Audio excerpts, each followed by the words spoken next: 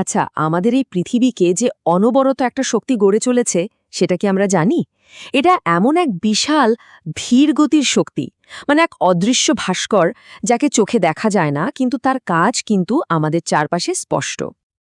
তো এমন কোনো অদৃশ্য শক্তি আছে যা কিনা পিঁয়াজের মতো করে একটা কঠিন পাথরের খোসা ছাড়িয়ে ফেলতে পারে? অদ্ভুত লাগছে শুনতে, তাই না? চলুন আজ এই রহস্যময় প্রাকৃতিক প্রক্রিয়ার একদম গভীরে যাওয়া যাক। এই প্রক্রিয়াটার নাম হলো আবহবিকার বা ওয়েদারিং। সহজ করে বললে এটা এমন একটা প্রক্রিয়া যেখানে ভূপৃষ্ঠের পাথর মানে শিলাগুলো তাপ, জল, বরফ এই সব কিছুর প্রভাবে ভাঙে বা গলে যায়। আসলে এটাই কিন্তু প্রকৃতির ভাস্কর্যার প্রথম ধাপ। এই আবহবিকারের কারণেই বিশাল বিশাল পর্বত ধীরে ধীরে ক্ষয় পেয়ে একদম নতুন ভূমিরূপ তৈরি করে ফেলে। তো এই যে শিলা ভেঙে যাবার কথা বলছি, প্রকৃতি কিন্তু এটা মূলত দুটো আলাদা পথে করে, মানে দুটো কৌশল ব্যবহার করে। একটা হলো সরাসরি ধাক্কা বা আঘাত দিয়ে ভাঙা, আর অন্যটা হলো রাসায়নিকভাবে বদলে দিয়ে। এখানে দেখুন, দুটো পদ্ধতির মধ্যে পার্থক্যটা কি দারুণভাবে দেখানো হয়েছে। যান্ত্রিক আবহবিকারকে আমরা ভাবতে পারি অনেকটা হাতুড়ি দিয়ে পাথর ভাঙার মতো, মানে শুধু টুকরো টুকরো করা। আর রাসায়নিক আবহবিকার, ওটা হলো অ্যাসিড দিয়ে পাথরটাকে গলিয়ে দেওয়ার মতো। কাজ একটাই, পাথরকে ক্ষয় করা, কিন্তু দুজনের রাস্তাটা একদম আলাদা। এই যে যান্ত্রিক প্রক্রিয়া, এটা পুরোটাই কিন্তু শারীরিক শক্তির খেলা।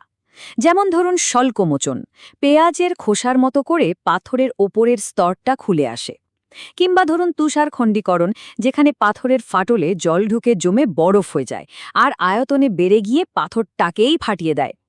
মূল কথা হলো, এখানে পাথরের ভেতরের কেমিস্ট্রিতে কোনো বদল হয় না, শুধু বড় পাথর ভেঙে ছোট ছোট টুকরো হয়ে যায়।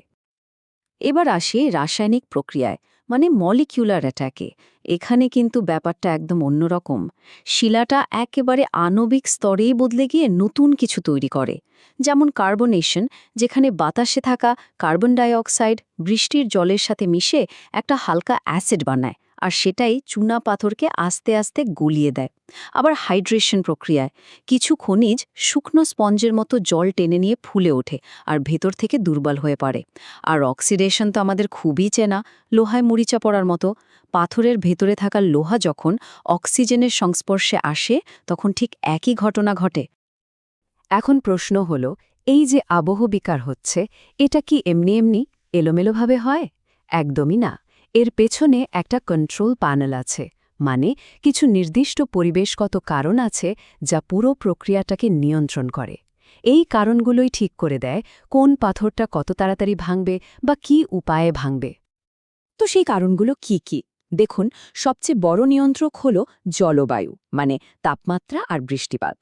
তারপর আসে শিলার নিজের গঠন, মানে পাথরটা কি দিয়ে তৈরি। কিছু খনিজ যেমন কোয়ার্টজ খুব শক্ত, আবার অন্যগুলো সহজেই গলে যায়। আবার ধরুন ভূপ্রকৃতি, মানে জায়গাটা খাড়া ঢাল নাকি সমতল। খাড়া ঢালে পাথর গড়িয়ে পড়ে, তাড়াতাড়ি ভাঙে। আর জল তো লাগেই, বিশেষ করে রাসায়নিক বিক্রিয়ার জন্য। এর সাথে আছে সময়, উদ্ভিদ, এমনকি আমাদের মানুষের কাজকর্ম। তার মানে কোনো একটা কারণ নয়, এদের সবার সম্মিলিত প্রভাবেই ঠিক হয় একটা শিলা কিভাবে ক্ষয় হবে। আর এই পুরো ব্যাপারটাকেই বিজ্ঞানীরা একটা সূত্রের মধ্যে নিয়ে এসেছেন। দেখুন, S = F × ClOR P T ... এখানে S হলো সয়েল বা মাটি। আর মাটি তৈরির পেছনে যে কারণগুলো কাজ করে, যেমন ক্লাইমেট, Cl, প্যারেন্ট ম্যাটেরিয়াল বা মূল শিলা P, সময়টি, সব কিছুই এখানে আছে। আর এই বিশাল প্রক্রিয়ার শুরুটা করে কে? ওই যে আবহবিকার। চলুন এবার আবহবিকারের একটা খুব মজার আর চোখে পড়ার মতো প্রকার নিয়ে কথা বলা যাক, শুল্কমোচন বা এক্সফোলিয়েশন। পাথরের বুকে লেখা এক দারুণ গল্প এটা। দেখা যাক কিভাবে কাজ করে। একে পেঁয়াজ ত্বক আবহবিকারও বলা হয়, আর নামটা কিন্তু একদম পারফেক্ট, কারণ ঠিক এটাই হয়। পাথরের ওপরের স্তরগুলো পেঁয়াজের খোসার মতো করে একটার পর একটা পাতলা চাদরের মতো খুলে আসে। শিলাটা যেন আক্ষরিক অর্থেই তার বাইরের চামড়াটা ঝরিয়ে ফেলছে। ব্যাপারটা কিভাবে ঘটে চলুন ধাপে ধাপে দেখি। দিনের বেলা প্রচণ্ড রোদে পাথরের বাইরের দিকটা গরম হয়ে ফুলে ওঠে, মানে প্রসারিত হয়। আবার রাত্রিরে সেই বাইরের অংশটাই পট করে ঠান্ডা হয়ে গুটিয়ে যায়, মানে সংকুচিত হয়। এই যে রোজকার ফোলা আর চুপসে যাওয়ার চক্র, এর ফলে পাথরের ওপরের স্তরে প্রচণ্ড চাপ তৈরি হয়। আস্তে আস্তে সেখানে ছোট ছোট ফাটল ধরে, আর একসময় ওই দুর্বল বাইরের স্তরগুলো পাতলা পাতের মতো খুলে পড়ে যায়। ভাবা যায়, শুধু দিনের আর রাতের তাপমাত্রার এই সামান্য পার্থক্যই একটা বিস্ময়ে পাথরকে ভেঙে ফেলতে পারে। আর এই প্রক্রিয়ার সাক্ষী কিন্তু পৃথিবী জুড়েই ছড়িয়ে আছে, যেমন ক্যালিফোর্নিয়ার বিখ্যাত হাফ ডোম বা টেক্সাসের এনচ্যান্টেড রক। এই যে বিশাল মসৃণ গম্বুজগুলো আমরা দেখি, এগুলো আসলে হাজার হাজার বছর ধরে চলা এই খোসা ছাড়ানোরই ফল। এগুলো শুধু দেখার মতো সুন্দর নয়, এগুলো আবহবিকারের অসীম শক্তির এক একটা জীবন্ত উদাহরণ।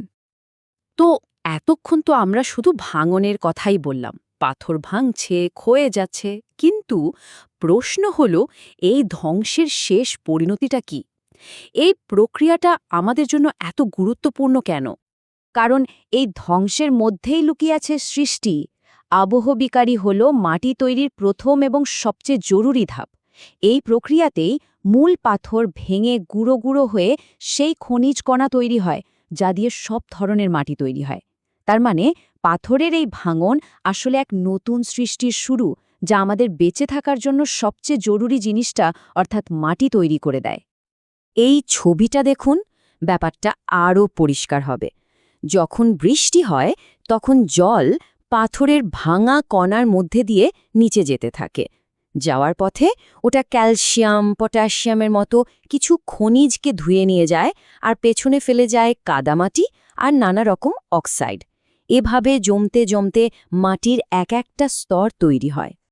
খুব সুন্দর একটা কথা আছে, পৃথিবীর পৃষ্ঠটা যেন একটা বিশাল জাদুঘর, যেখানে পাথরগুলো হলো প্রদর্শনী আর আবহবিকার তার অক্লান্ত তত্ত্বাবধায়ক। কথাটা একবার ভাবুন তো, এই প্রক্রিয়াটা কিন্তু এক মুহূর্তের জন্য থামে না, অনবরত আমাদের এই গ্রহকে নতুন নতুন আকার দিয়ে চলেছে। আসলে আমাদের চারপাশের প্রত্যেকটা ভূদৃশ্যই তো ধ্বংস আর সৃষ্টির এক একটা গল্প বলছে। তাই পরের বার কোনো পাহাড় বা শুধু পায়ের নিচের মাটির দিকে তাকালে শুধু তার বর্তমান রূপটা দেখবেন না, ভাবার চেষ্টা করবেন এর পেছনের হাজার হাজার বছরের ভাঙা গড়ার গল্পটা। কে জানে, আমাদের পায়ের নিচের মাটিটাই হয়তো কোনো এক অকল্পনীয় সৃষ্টির গল্প বলতে চাইছে।